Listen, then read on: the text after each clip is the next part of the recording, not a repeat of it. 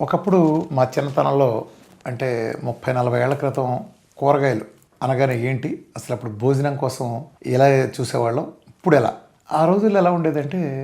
కూరగాయలన్నీ ఎక్కువ మా దొడ్లోనే పండించుకునేవాళ్ళం గెడ్డి మాములు ఉంటే లేకపోతే పల్లెటూరులో మనకి గొడ్ల సావిళ్ళు ఉండే కదా వాటి మీదకి సొరపాదులు పాకించేవాళ్ళం కంపల్సరీగా ఆ పూరిళ్ళు ఉండే ఎక్కువ ఈ పూరిళ్ళు సావిళ్ళ మీదకి సొరపాదు ఎక్కించేవాళ్ళు చక్కగా ఇంత బారు కాసే సొరకాయలు అన్నిళ్లలో అలానే పెద్ద పెద్ద దొడ్లు ఉండే కాబట్టి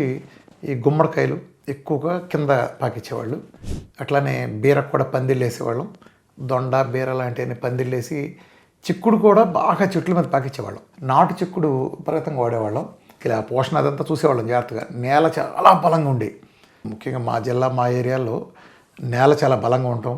అలా చేసేవాళ్ళం బెండ కానీ వంగేమో నారులు తీసుకొచ్చేవాళ్ళం టమాటా నారు తెచ్చేవాళ్ళం పచ్చిమిరకాయ చెట్లు ఆల్మోస్ట్ ఇంటి దగ్గర వేయటం లేదా నారు కానీ మన సంతల్లో కంపల్సరీగా నారు అమ్మేవాళ్ళు ఆ నారు పెడితే పెద్ద పెద్ద దొడ్లు ఉండే కాబట్టి వాటి చుట్టూ దడిగట్టి మేమే వేసుకునేవాళ్ళం కొత్తిమీర కానీ తోటకూర కానీ పాలకూర కానీ బచ్చల కూర కానీ మెంతి కూర కానీ అన్నీ వేసేవాళ్ళం ఆల్మోస్ట్ కూరగాయలు అన్నీ మేము పండించేవాళ్ళం